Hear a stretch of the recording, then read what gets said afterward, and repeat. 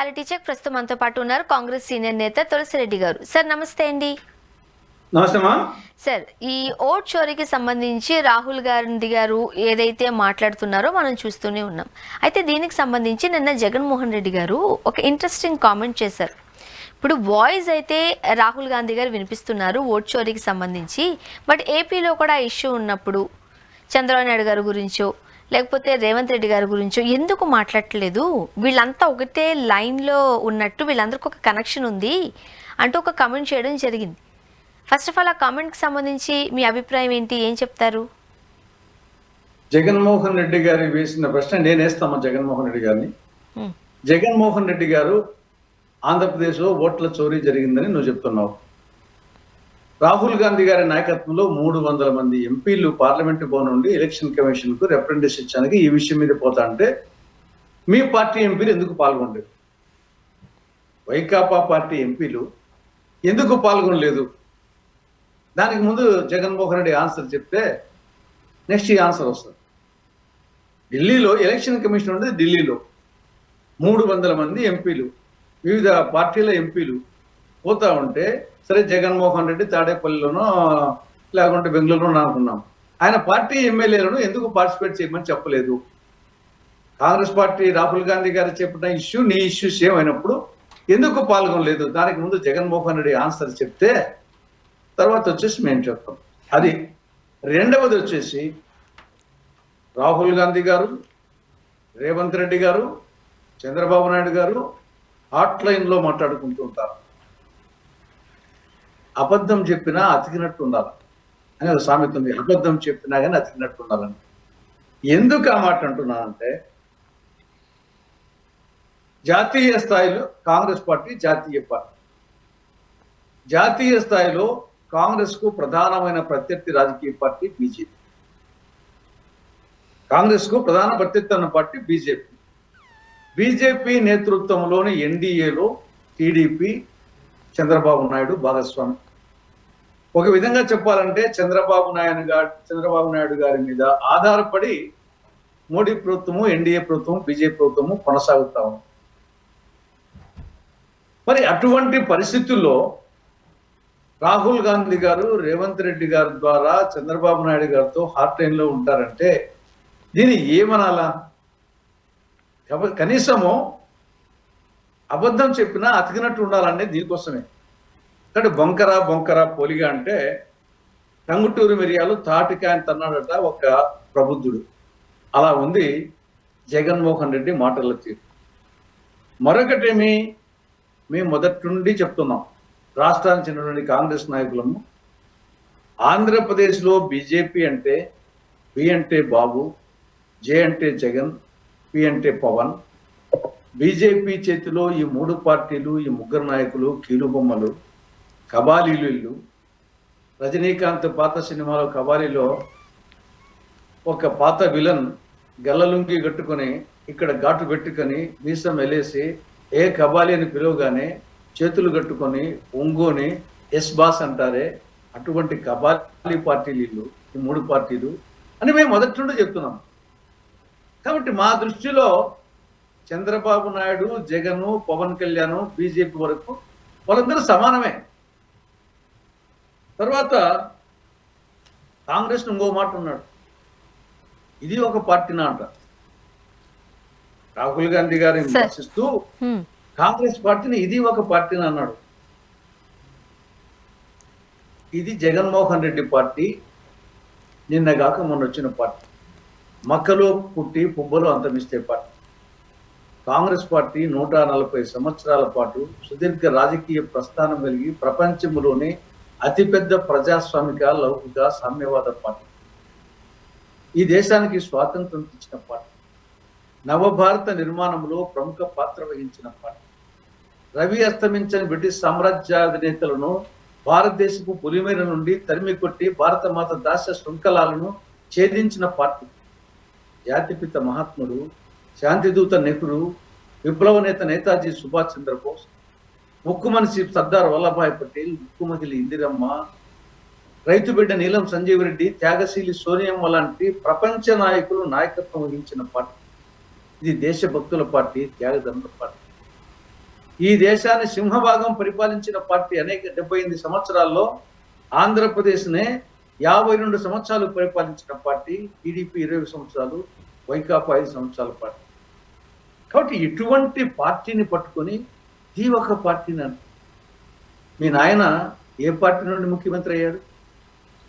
మీ తండ్రి రాజశేఖర రెడ్డి 6 సార్లు పులిందుల ఎమ్మెల్యేగా ఏ పార్టీ బీఫారం మీద గెలిచాడు? కాంగ్రెస్ పార్టీ కాదా?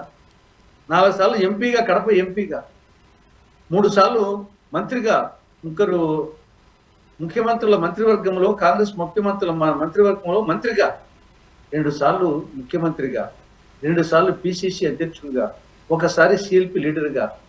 మీ తండ్రి వచ్చేసి కాంగ్రెస్ పార్టీ నుండి గెలిచింది మర్చిపోయింది. ఆఖరికి జగన్మోహన్ రెడ్డి రాజకీయ ప్రస్థానం ప్రారంభమైంది ఏ పార్టీ నుండి? 2009లో కడప ఎంపీ టికెట్ ఏ పార్టీ మీద? ఏ పార్టీ బీఫారం మీద? కాంగ్రెస్ పార్టీ బీఫారం మీద కాదా? కాబట్టి అటువంటి పార్టీని పట్టుకొని ఇది ఒక పార్టీని అంటారు. ఇది ఎంత కండకావరమా? కాబట్టి ఆకాశం మీద ఉమ్మి వేస్తే అది తిరిగి వేసిన వారి ముఖాన్ని మీదనే పడుతుంది అనేది జగన్మోహన్ రెడ్డి గ్రహిస్తే మంచిది. సార్, మరీ ముఖ్యంగా ఇప్పుడు దేశవ్యాప్తంగా ఈ ఈవీఎంల ట్యాంపరింగ్కి సంబంధించి కావచ్చు, లేదంటే ఈ ఓట్ చోరీ అనేది ఒక్క ఏపీలోనూ లేకపోతే తెలంగాణలోనూ ఇక్కడే కాదు, మనం దేశవ్యాప్తంగా రాష్ట్రాల్లో చూస్తూనే ఉన్నాం. దానికి ఈరోజు రాహుల్ గాంధీ గారు తీసుకున్న వాయిస్కి మీరు ఏం చెప్తారు? ఇక్కడ 2 అంశాలు. మంది పార్లమెంటరీ ప్రజాస్వామ్యం. ప్రజాస్వామ్యానికి ఎన్నికలు ప్రాణవాయు. ప్రజాస్వామ్యానికి నియంతృత్వం కాదు, కమ్యూనిజం కాదు, ఇంకోటి కాదు. ప్రజాస్వామ్యానికి ఎన్నికలు ప్రాణవాయు. అటువంటి ఎన్నికలకు ఓటర్ల జాబితా అనేది పర్ఫెక్ట్గా, సక్రమంగా, సమగ్రంగా ఉండడం అనేది ప్రామాణికం. కాబట్టి అటువంటి ఓటర్ల జాబితాలో అవకతవకలు ఉండేది వాస్తవం. దాంట్లో చనిపోయిన వాళ్ళ పేర్లు ఉంటాయి, అర్హుల పేర్లు ఉండవు, అనర్హుల పేర్లు ఉంటాయి. కాబట్టి ఇది వాస్తవం. దాంట్లో ఎంత పర్సెంటేజ్ అనేది చెప్పలేము. కాబట్టి ఓటర్ల జాబితాలో తప్పులు ఉన్నాయి, దాన్ని సరిదిద్దండి అని రాహుల్ గాంధీ గారి నాయకత్వంలో 300 మంది ఎంపీలు పోతే ఎలక్షన్ కమిషన్ అపాయింట్మెంట్ ఇవ్వకపోవడం అనేది ఇది ఏమాత్రం ప్రజాస్వామ్యం? గుమ్మడికాయలు దొంగంటే భుజాలు తడుముకున్నట్టు ఒక లోక్సభలో ప్రతిపక్ష నాయకుడు అంటే pseudo prime minister, pseudo prime minister. కాబట్టి అటువంటి నాయకుని నాయకత్వంలో 300 మంది ఎంపీలు ప్రజాస్వామ్య ప్రక్రియలో ఒక రిప్రజెంటేషన్ ఇస్తాము అని చెప్తే అపాయింట్మెంట్ కూడా అరెస్ట్ చేయడం అనేది ఇది పిరికితనము, అప్రజాస్వామికము, గుమ్మడికాయలు దొంగంటే భుజాలు తడుముకున్నట్టు. ఇక రెండవది ఈవీఎంల గురించి అనేక అనుమానాలు, అనేక సందర్భాల్లో అనేక పార్టీలు, అనేక మంది రాజకీయ నాయకులు వెలిపించారు. దీంట్లో కేవలం రాహుల్ గాంధీ గారు, కాంగ్రెస్ పార్టీనే కాదు. గతంలో లాల్ కృష్ణ అద్వానీ గారే బీజేపీ అగ్రనాయకుడు, ఆయన డౌట్స్ వెలిపించారు. డాక్టర్ సుబ్రహ్మణ్య స్వామి, ఆయన బీజేపీ నాయకుడు. ఇదే 2004-09లో చంద్రబాబు నాయుడు అపనమ్మకం, అనుమానం వెలిపించారు. జగన్ వెలిపించారు. మిగతా పార్టీల వాళ్ళు అంతెందుకు, టెక్నికల్ మ్యాన్ ఎలన్ మస్క్, అమెరికాలో ఎలన్ మస్క్, మనం అంటే మీరు మేము టెక్నికల్ పీపుల్ కాదు కాబట్టి మనము దీన్ని గుర్తుకు చెప్పలేము. ఎలన్ మస్క్ వచ్చేసి ఆయనే ఈవీఎంలను ట్యాంపరింగ్ చేయడం పెద్ద కష్టమేమీ కాదు అని చెప్పేసి ఆయన చెప్పారు. బట్ ఈ విధంగా తర్వాత అనేక అడ్వాన్స్డ్ కంట్రీస్, టెక్నాలజీలో advanced countries, America, England, Germany, Japan, Norway, Sweden, Malaysia, ఇలాంటి అనేక దేశాలు బ్యాలెట్ పేపర్ ద్వారానే ఎన్నికలు నిర్వహిస్తున్నాయి. మరికొన్ని దేశాలు అయితే బ్యాలెట్ పేపర్ నుండి ఈవీఎంకు పోయి మళ్ళీ అగైన్ బ్యాలెట్ పేపర్కి వచ్చాయి. జర్మనీ లాంటి కొన్ని దేశాలు బ్యాలెట్ పేపర్ నుండి ఈవీఎంకి వచ్చి మళ్ళా దాంట్లో అవకతవకలు జరుగుతున్నాయని చెప్పేసి అగైన్ మళ్ళీ బ్యాలెట్ పేపర్కి పోవడం జరిగింది. కాబట్టి ఈవీఎంలో కొన్ని అడ్వాంటేజ్ ఉండొచ్చు. ఏమి, కౌంటింగ్ ప్రక్రియ సులభంగా ఉంటుంది, కౌంటింగ్ ప్రక్రియ తొందరగా అవుతుంది, దీంట్లో చెల్లని ఓట్లు ఉండవు, కాబట్టి మళ్ళీ రీపోలింగ్ ఉండదు. ఇది కొన్ని అడ్వాంటేజ్ ఉన్నమాట వాస్తవమే. కానీ ఉండాల్సింది లేదు. ఏది? విశ్వసనీయత.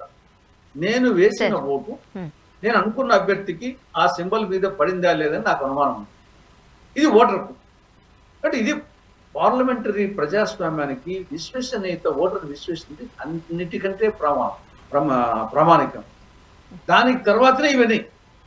అటువంటి అపనమ్మకం వెలువచ్చినప్పుడు ఆల్రెడీ ఇప్పుడు లోకల్ బాడీ ఎన్నికలు, ఇప్పుడు జెడ్పీటీసీ, పులివెందుల, ఒంటిమిట్ట ఇవి కూడా బ్యాలెట్ పేపర్ నిర్వహించారు కదా. సర్పంచ్ ఎన్నికలు, ward members, sarpanch, ZPTC, MPTC ఇవన్నీ ఈవెన్ నౌ బ్యాలెట్ పేపరే. 2004 వరకు కూడా ఎమ్మెల్యే ఎన్నికలు, ఎమ్మెల్సీ, ఎంపీ ఎన్నికలు వరకు బ్యాలెట్ పేపరే. ఇప్పుడు అన్ని ఎన్నికలు ఏమైనా నిలబెడుతుంటాం లేదు. ఇప్పుడు కూడా వచ్చేసి బ్యాలెట్ పేపర్ నడుస్తూ ఉంది. పెద్ద ఎన్నికలు, సర్పంచ్, వార్డు మెంబర్స్ ఎన్ని కావాలా, కొన్ని లక్షల మంది ఉంటారు. కాబట్టి ఆ నేపథ్యంలో అవి నిర్వహించినట్టే ఇవి కూడా నిర్వహించండి బ్యాలెట్ పేపర్ ద్వారా, అనుమానాలు ఉన్నాయి అని చెప్పినప్పుడు ఏమై ఎలక్షన్ కమిషన్కి ఏమంత పంతమేమి, అంత పట్టింపు ఏమి అంటే ఆయనకు వచ్చేసి. తర్వాత ఎలక్షన్ కమిషన్ అపాయింట్మెంటే అనుమానాస్పదం. అన్నే క్వశ్చనబుల్. గతంలో ఎలక్షన్ కమిషన్ అపాయింట్మెంట్ వచ్చేసి ప్రధానమంత్రి, లోక్సభలో ప్రతిపక్ష నాయకుడు, చీఫ్ జస్టిస్ ఆఫ్ ఇండియా ఉండేవాళ్ళు. మోడీ ప్రభుత్వం ఏం చేసింది, చీఫ్ జస్టిస్ ఆఫ్ ఇండియా తీసేసి దాంట్లో కేంద్ర మంత్రిని పెట్టింది. ఇది మనము ఇంతకంటే స్పష్టంగా ఏమో, ఇప్పుడు ఆల్రెడీ ఉన్నదాన్ని, చీఫ్ జస్టిస్ ఆఫ్ ఇండియా ఉన్నదాన్ని తీసేసి కేంద్ర మంత్రిని పెట్టడం అంటే అర్థమేమి? ముగ్గురులో ఇద్దరు ఒక పక్క, ఒకరు ఒక పక్క, ఇంకా ముగ్గురు ఎందుకు గుడ్న్యాయం పెట్టుకుంటేమి? కాబట్టి ఇవన్నీ ఉన్నాయి కాబట్టి ఈవీఎంలు వచ్చేసి వద్దు, అందరూ అన్నట్టే. కాబట్టి బ్యాలెట్ పేపర్ వద్దు అంటున్నారు. సార్, ఇప్పుడు ఒక సమస్యకి సంబంధించి ఒక వాయిస్ వినిపించేదానికన్నా సమస్యతో ఎవరైతే ఇబ్బంది పడుతున్నారో వాళ్ళందరూ ఒక తాటి మీదకి వచ్చి ఉద్యమిస్తే మంచిది కదా. అలానే మనం చాలా ఉద్యమాలు చూసాము, సాధించుకున్న సందర్భాలు కూడా ఉన్నాయని చూస్తున్న సందర్భంలో ఇప్పుడు ఓట్ చోరీ అంటూ రాహుల్ గాంధీ గారు నినదిస్తున్న ఈ టైంలో ఎందుకు ఇదే సమస్య, ఇటు ఏపీలో జగన్మోహన్ రెడ్డి గారు ఉన్నారు, ఓకే, ఇలా ఇంకొన్ని రాష్ట్రాలు ఉన్నాయి, వీళ్ళందరూ ఎందుకు ఒక వాయిస్గా ఒక తాటిపైకి రాలేకపోతున్నారు?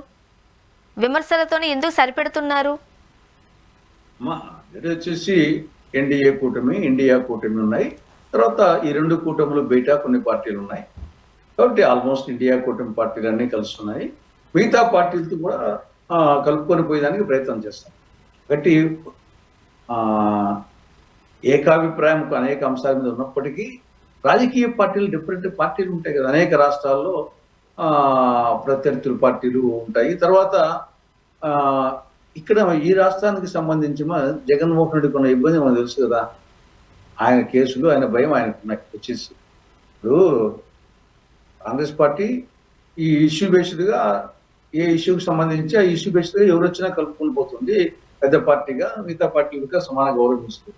అదే అవతల పార్టీలు కూడా వాళ్ళ ఇబ్బందులు వాళ్ళకు ఉంటాయి, ఇబ్బందులు లేని పార్టీలు ఉంటాయి, కొన్ని ఇబ్బందులు ఉండే పార్టీలు ఉంటాయి. మీరు చెప్పినట్లు సమిష్టి కృషి ఎప్పటికైనా మంచిది. ఈ 5లో ఒకటిగా ఉంటేనే పిడికిలికి బలం. ఏది బుద్ధి ఉంటే 1, 2, 3 విడివిడిగా ఉంటే అంతే. అవి ఒకటిగా ఉంటే 120. గడ్డి పరకలు సైతము ఒకటిగా చేరి మదపుటేను కూడా బంధించగలవని మిత్రలాభంలో పరబస్తి చిన్నైశ్వరు అంటారు. ఐకమత్యమే మహాబలం, కలిసి ఉంటే కలుసుకుంటాం. మీరు చెప్పింది అవన్నీ కరెక్టే. పొలిటికల్ పార్టీస్ కదమ్మా. ఓకే, ఇప్పుడు బీహార్లో 65 లక్షల ఓట్ల తొలగింపుకు సంబంధించి సుప్రీంకోర్టు ఈసీని సమర్థించడం మనం చూసాం. ఈ ఓట్ల తొలగింపు అనేది ఈసీ యొక్క అధికారం ఉంటుంది, వాళ్ళు చేయొచ్చు అని. మీరేమంటారు? ఒకటి ఇక్కడ జనరల్ గా ప్రతి ఎన్నిక సందర్భంలో కూడా ఆడ ఫారం 6, ఫారం 7, ఫారం 8 ఇటు ఉంటాయి.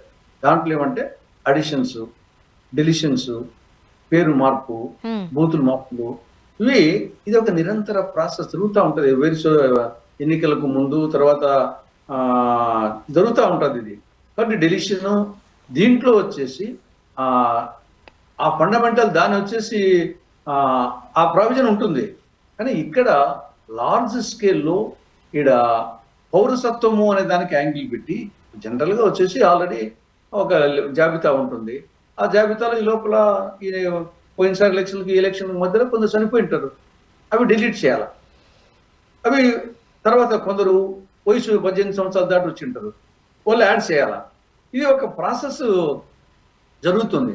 కానీ ఇక్కడ ఏమైందంటే మొత్తం బీహార్కు సంబంధించి ఓటర్ల జాబితానే ముందునే పక్కన తీసేసి 0 నుండి మొదలుపెట్టి ఆ జీరో నుండి మొదలు పెట్టడంలో దీనికి లింక్ వచ్చేసి పౌరసత్వాన్ని యాడ్ చేశారు. ప్రధానంగా బీహార్లో జరుగుతుంది ఏమంటే ఈ ఎన్నికల్లో ఎన్డీఏ కూటమి గెలిచేది కష్టంగా ఉంది. దీనికి ప్రధానంగా వచ్చేసి ముస్లిం ఓటర్స్ ను వీలైనంత మందిని తొలగించాలా, ముస్లిం ఓటర్స్ ను ఈ పౌరసత్వం అనే కారణం చెప్పి ముస్లిం ఓటర్స్ ను వీలైనంత మందిని తొలగించాలి అనే కుట్రాలు జరుగుతుంది. కాబట్టి ఆ కోణంలో ఇండియా కూటమి పార్టీలు ఫైట్ చేసిన తప్ప ఈ అడిషన్స్ డిలిషన్స్ అది చనిపోయిన వాళ్ళను తీయడం ఇటువంటి అది సుప్రీంకోర్టు చెప్పింది. ఆ కోణంలో ఆ అధికారం ఉంది ఎలక్షన్ కమిషన్ కు. బీహార్ కాదు, దేశం అంతా ప్రతి ఎన్నికల్లో ఉంది. ఆ ఫారం ఉండే దానికోసమే. కాబట్టి ముసాయిదా జాబితా పెడతారు. ఆ ముసాయిదా జాబితాలో మన పేరు ఇందులో మనం చూసుకోవాలా, మన పేరు లేకుంటే దాన్ని ఇంక్లూడ్ చేసుకోవాలా, లేదు వచ్చేసి దొంగ ఓట్లు వేరే వాళ్ళు గన ఎక్కించి ఉంటే దానికి వచ్చేసి డిలీట్ చేసడానికి ఒక ఫారం ఉంటుంది. కాబట్టి దీన్ని సుప్రీంకోర్టు సమర్థించింది తప్ప ఇది ఓవరాల్ గా పౌరసత్వానికి సంబంధించి బీహార్ సంబంధించి మొత్తం జీరో నుండి స్టార్ట్ చేసి ఆ ప్రాసెస్ ను సుప్రీంకోర్టు దాన్ని టచ్ చేసినట్లేదు. మామూలుగా ఇన్ జనరల్ గా వచ్చేసి అడిషన్స్ డెసిషన్స్ ఇవన్నీ ఎలక్షన్ కమిషన్ కు ఉంటాయి అని చెప్పి అది మేము కూడా ఒప్పుకుంటాం. అండ్ ఏపీలో కూడా ఈ ఎస్ఐఆర్ విధానంతో ఈ దొంగ ఓట్లు అంటే ఈ దొంగకు సంబంధించి ఓట్లు ఏవైతే ఉన్నాయో అవన్నింటినీ కూడా తొలగించడానికి సిద్ధమంటూ ఈసీ హామీ ఇచ్చిందంటూ జగన్మోహన్ రెడ్డి గారు అన్నారు. ఏమంటారు? అది ఇప్పుడు ఖచ్చితంగా వచ్చేసి కింద బూత్ లెవెల్ ఆఫీసర్స్ ని బిఎల్ పోస్తుంటారు. అంటే పార్టీలకు ఒపీనియన్ కిట్స్ ఉంటాయి. పార్టీలకు వచ్చేసి ముసాయిదా ఓటర్ లిస్ట్ కూడా ఇస్తారు. కాబట్టి ఇది పార్టీలు కూడా చేయాలి. వచ్చేసి ఎలక్షన్ కమిషన్ మనం ఇస్తే కదా ఎలక్షన్ కమిషన్ చేసేది. ఈ ఊర్లో మా ఊర్లో ఉంది, మా ఊర్లో వచ్చేసి నా శత్రువు నా ప్రత్యర్థులు వచ్చేసి నా పేరు లేకుండా వాళ్ళు ఇచ్చింటారు అనుకోండి. నన్ను తొలగించమని నాకు తెలియకుండా నా పేరు తొలగించమని, నా పేరు మా భార్య పేరు తొలగించమని ఫారం ఇచ్చింటారు వాళ్ళకు. అది దాన్ని బేస్ చేసుకొని ఎంక్వైరీ చేయకుండా వాళ్ళు చేసింటారు అనుకోండి. మళ్ళీ లిస్టులో వచ్చేటప్పుడు నేను చూసినప్పుడు లేకుంటే నేను నా బాధ్యత, నేను మళ్ళీ దాన్ని యాడ్ చేసుకొని ఇంకో ఫారం చేయాలి నేను. అదేవిధంగా కొన్ని ఊర్లలో పాపులేషన్ కంటే ఓటర్ల సంఖ్య ఎక్కువ ఉంటుంది. పాపులేషన్ కంటే ఓటర్ల సంఖ్య ఎటువంటి ఊర్లు ఉంటుందంటే రిగ్గింగ్ విలేజ్. చాలా మంది కడప జిల్లా నాయకులకు వాళ్ళ నియోజకవర్గంలో 3-4 బూతులు రిగ్గింగ్ బూతులు ఉంటాయి. అంటే ఆడ మొత్తం వేరే వాళ్ళని పరిస్థితులు రానియకుండా దౌర్జన్యము ఇంకోటి చేస్తూ ఉంటారు. ఆడ ఓటును దొంగ ఓటును ఎక్కిస్తారు. ఎందుకంటే ఆడ గ్యారంటీగా వాళ్ళకి బయట ఇది చేసుకుంటారు కాబట్టి అటువంటి చోట్ల పాపులేషన్ కంటే ఓటర్ల సంఖ్య ఎక్కువ ఉంటాయి కొన్ని. కాబట్టి ఇది రాజకీయ పార్టీలు నిరంతరం అప్రమత్తంగా ఉండి చేసుకోవాలి. ఎలక్షన్ కమిషన్ ఒకటి చేసేది ఏం లేడా. ఎలక్షన్ కమిషన్ మనం ఇస్తే కదా, పారాలు ఇస్తే కదా వాళ్ళు చేసేది. కాబట్టి పార్టీ క్యాడర్ కూడా, కార్యకర్తలు కూడా, ప్రజలు కూడా తమ ఓట్లు ఉన్నాయా లేదా ఇది కూడా చూసుకోవాల్సిన అవసరం ఉంది.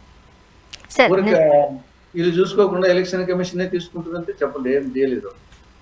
సార్, కాంగ్రెస్ పార్టీకి సీనియర్ నేతగా ఉన్నారు మీరు. బీజేపీ ఒక ఎలిగేషన్ పాస్ చేసింది. 1980లోనే సోనియా గాంధీ గారు ఓటు వేశారు. బట్ 1983లో సోనియా గాంధీ గారికి భారతదేశం యొక్క పౌరసత్వం వచ్చింది. ఓటు 80లో ఎట్లా వేశారు అంటూ ఒక ఎలిగేషన్ పాస్ చేయడం చూసాం. మీరేమంటారు? అసలు ఏం జరిగింది అప్పట్లో? నాకు దాని గురించి పూర్తిగా తెలియదు. దాని గురించి అవగాహన లేదు నాకు. కాబట్టి దాని గురించి మరి ఏం చెప్పలేను. ఓకే సార్, ఇప్పుడు పులివెందుల ఒంటిమిట్ట ఉప ఎన్నికలు మనం చూసాం. ఈ రోజు జరిగిన డ్రామా అని చాలామంది అభివర్ణిస్తున్నారు. మీరేమంటారు ఎలక్షన్స్కి సంబంధించి? అంటే కంచుకోటగా ఉన్న వైసీపీ ఈరోజు డిపాజిట్ కూడా కోల్పోయే పరిస్థితిలోకి వెళ్ళిపోయింది. నీవు నేర్పిన విద్యయే నీరజాక్షి అన్నట్టు సామెత ఉంది. నీవు నేర్పిన విద్యయే నీరజాక్షి. ఇన్నాళ్ళు ఆ కుటుంబము విజయ రహస్యం వచ్చేసి ఇప్పుడు వీళ్ళు తీసుకున్నారు. ఇన్నాళ్ళు వైఎస్ఆర్ కుటుంబం యొక్క విజయ రహస్యం ఏమీ లేదు దీంట్లో. డబ్బులు, దౌర్జన్యము, సైక్లింగు, రిగ్గింగు, ప్రతిపక్ష పార్టీల యొక్క బలహీనత. దీనివల్ల వచ్చేసి అది వాళ్ళ విజయ రహస్యం. ఇన్నాళ్ళు దాన్ని ప్రతిఘటించినప్పుడు ఓడిపోయిన సందర్భాలు కూడా ఉన్నాయి. జస్ట్ అందరూ అనుకున్నప్పుడు కంచుకోట 100% కంచుకోట ఏం కాదు, కొన్ని ఎక్కువ సార్లు గెలిచింది వాస్తవమే. కానీ ఓడిపోయిన సందర్భాలు కూడా చాలా ఉన్నాయి. ఓడిపోయిన సందర్భాలు తీసుకుంటే ఒక 7-8 సందర్భాలు ఉన్నాయి అటు జిల్లాలో కానీ పులిందల్లో కానీ. 1970లో పులిందల గ్రామ పంచాయతీ ఎన్నికలు జరిగినాయి. అప్పుడు వార్డు మెంబర్లు ఎన్నుకోవాలి, సర్పంచ్ని కాదు, వార్డు మెంబర్లు సర్పంచ్ ఉండేవాళ్ళు. అప్పుడు రాజశేఖర రెడ్డి గారి తండ్రి రాజారెడ్డి, రాజశేఖర రెడ్డి గారి తల్లి జయమ్మ వార్డు మెంబర్స్ గా కంటెస్ట్ చేసి ఇద్దరు ఓడిపోయినారు. వార్డు మెంబర్స్ 1970లో. That is number 1. రెండవది 1984 టీడీపీ ఆవిర్భవించిన తర్వాత 1984లో ఎంపీ ఎలక్షన్, లోక్సభ ఎలక్షన్స్. ఆ లోక్సభ ఎలక్షన్స్ లో టీడీపీ తరఫున డాక్టర్ డిఎన్ రెడ్డి కంటెస్ట్ చేశారు, కాంగ్రెస్ తరఫున కందుల ఓరెడ్డి కంటెస్ట్ చేశారు. ఆ ఎన్నికల్లో పులివెందుల నియోజకవర్గంలో 3000 పైచిలకు టీడీపీకి మెజార్టీ వచ్చింది 1984లో. దాని తర్వాత 1994 ఎమ్మెల్యే ఎలక్షన్స్. కడప జిల్లాలో 11 ఎమ్మెల్యేలకు గాను 7 టీడీపీకి వచ్చింది. 7 టీడీపీ, 4 కాంగ్రెస్. అప్పుడు ఈయన పిసిసి అధ్యక్షుడు అనుకుంటా. తర్వాత 1995లో అప్పుడు నేను టీడీపీ జిల్లా అధ్యక్షుడు. నేను అప్పుడు టీడీపీ జిల్లా అధ్యక్షుడిని 1995లో. ఎన్టీ రామారావు గారు ముఖ్యమంత్రి, నేను టీడీపీ జిల్లా అధ్యక్షుడిని. అప్పుడు పులివెందుల నియోజకవర్గంలో 4 జెడ్పీటీసీలకు మేము పోటీ చేసి వేంపల్లి, వేముల, లింగాల 3 గెలిచాం. 4 పోటీ చేసి పులివెందుల నియోజకవర్గంలో 3 గెలిచాం. ఒక తొండూరు మాత్రం వాళ్ళు గెలిచారు. ఇది 95లో. దానికి తెలియదు. ఇది 30 సంవత్సరాల కిందటనే అప్పుడు నేను జిల్లా పరిషత్ చైర్మన్ అయ్యాను. తర్వాత 96లో ఎంపీ ఎలక్షన్స్ లో రాజశేఖర రెడ్డి గారు పార్లమెంటుకు కేవలం 4000 చిల్లర మెజార్టీ గెలిచారు. 4000 తావుదప్పి కన్నులెట్టబోయింది.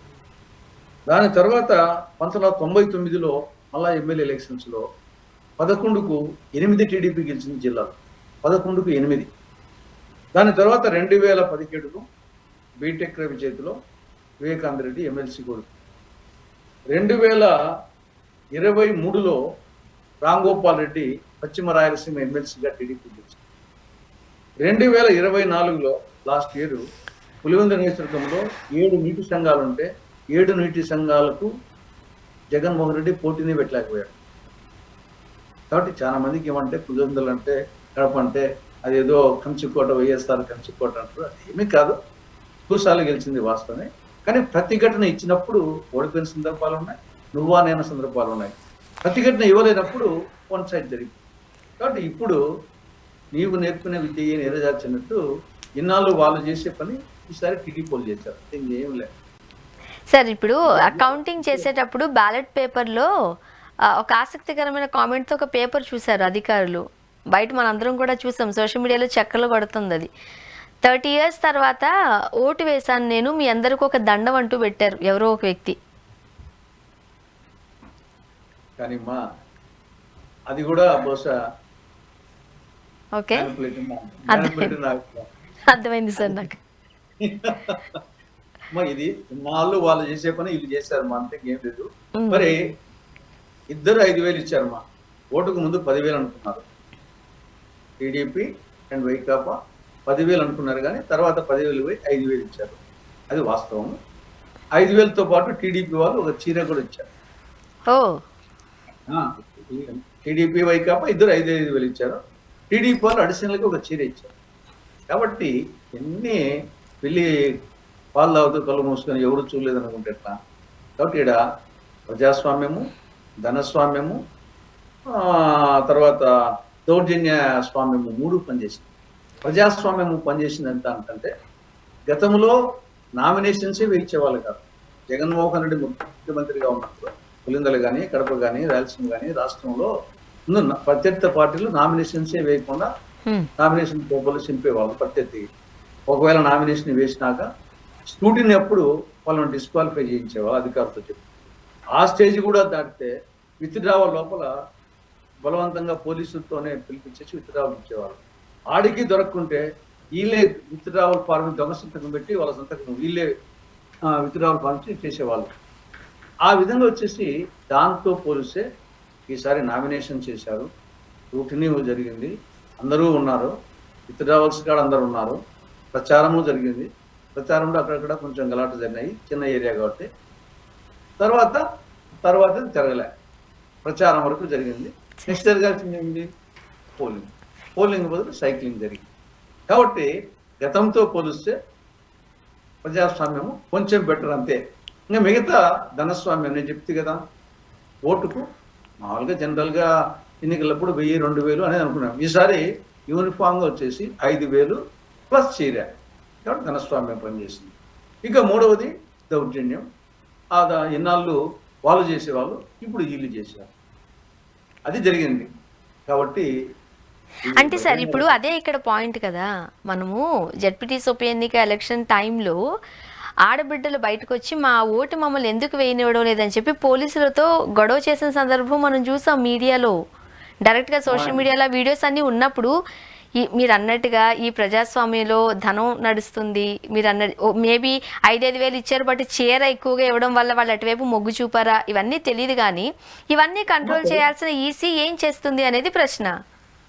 అమ్మా ఆడ ఏం జరిగింటే కదా, ఎలక్షన్ జరిగింటే కదమ్మా, ఇది ఊరికి వచ్చేసి ఇన్ని పైకి అది కూడా మ్యానిపులేషన్ వచ్చేసి ప్రజాస్వామ్యబద్ధంగా జరిగిందని చెప్పుకునే దానికి కొన్ని డ్రామాలు తప్పించేసి ఇక్కడ సైక్లింగ్ వచ్చేసి అందరికి డబ్బులు ఇచ్చారు, చీరలు ఇచ్చారు. ఒక 20 మంది 30 మంది నిలబడుకుంటారు. వాళ్ళే వచ్చేసి ఆ స్లిప్లన్నీ తీసుకొని వాళ్ళే తిరిగి వేస్తా ఉంటారు. అది జరిగింది ఆడంతే. వీళ్ళు 20 మంది 30 మంది వీళ్ళే తిరిగి అటు పోవడము, ఏ చేయడము, మళ్ళా రావడము, మళ్ళా ఇవ్వడం, ఇది దీన్ని సైక్లింగ్ అంటారు. మరి కొన్ని చోట్ల ఏమంటారు, కానీ ఈ ప్రాంతంలో సైక్లింగ్. మామూలుగా వచ్చేసి రిగ్గింగ్ అంటే ఇంతమంది బ్యాలెట్ పేపర్స్ కూడా వచ్చేసి ఒకడే కూర్చొని ఒత్తడము, అది రిగ్గింగ్. దీన్ని సైక్లింగ్ అంటారు. కాబట్టి గతంలో ఆ వైఎస్ కుటుంబము సైక్లింగ్ చేసేది. ప్రతి ఎన్నికల్లో డబ్బులు ఇచ్చేవాళ్ళు, దౌర్జన్యం చేసేవాళ్ళు, తర్వాత సైక్లింగ్ చేసేవాళ్ళు. ఆ పని ఈసారి వీళ్ళు చేశారు. తప్పని ఇంకేమి వాళ్ళు గెలిచింది ప్రజాస్వామ్యయుతం కాదు, వీళ్ళు గెలిచింది ప్రజాస్వామ్యం కాదు. అది ప్రజాస్వామ్యం అనుకుంటే ఇది ప్రజాస్వామ్యం, అది కాదనుకుంటే ఇది కాదు. చూద్దాం సార్ ఏం జరగబోతుంది. థ్యాంక్ యూ సో మచ్ అండి, మీ అభిప్రాయాలు పంచుకున్నారు sir. Thank you so much అండి. Thank you. ఇది వాళ్ళ రియాలిటీ చెక్. Stay tuned.